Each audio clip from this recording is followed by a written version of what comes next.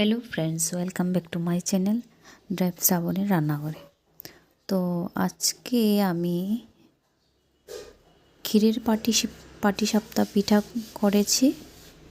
তো দুধ দিয়ে আমি নিজেই ক্ষীরটা বানিয়েছি, দোকান থেকে কোনো কিনে আনিনি।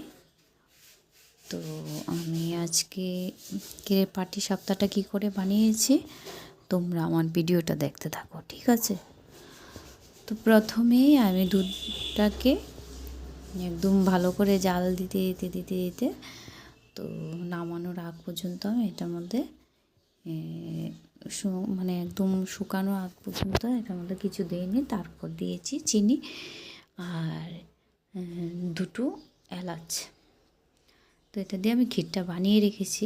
তো ওখানে ডোটা রেডি করব। তো এখানে আমি 1.5 কাপ সুজি আর 1.5 কাপ ময়দা নিয়েছি আর 1 কাপ চিনি নিয়েছি।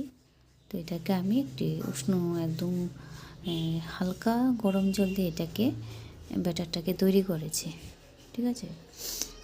তো করার পর এটাকে আমি মিনিমাম 10 মিনিটের মতো এটা রেখে দিয়েছিলাম।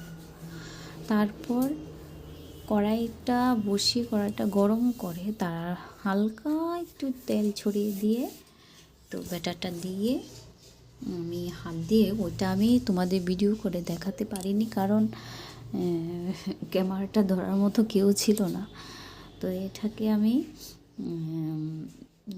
ঘুরিয়ে নিয়েছি। তো এটা ছড়িয়ে গেছে ডিমের মতো। তো এখন আমি ক্ষীরটাকে দিয়ে দিলাম।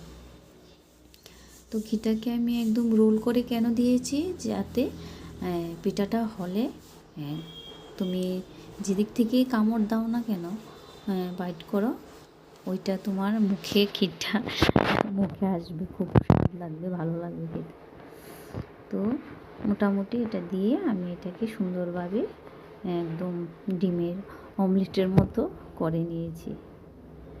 তো পাটিসাপটা পিঠা কার কার খেতে ভালো লাগে, কী দিয়ে খেতে ভালো লাগে, প্লিজ কমেন্ট করে জানাবে।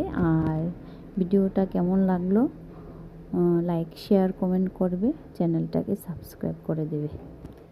তো দেখো আমি খুব সুন্দর করে পাটিসাপটা পিঠাগুলো করেছি। তো জাস্ট আমি একটাই তোমাদের সামনে দেখিয়েছি, ঠিক এরকমভাবে আমি সবগুলি পিঠা বানিয়ে নিলাম। তো সবগুলি বানানোর সময় আমার ভিডিও করা সম্ভব ছিল না, তাই একটাই আমি বানিয়ে দেখিয়ে দিয়েছি।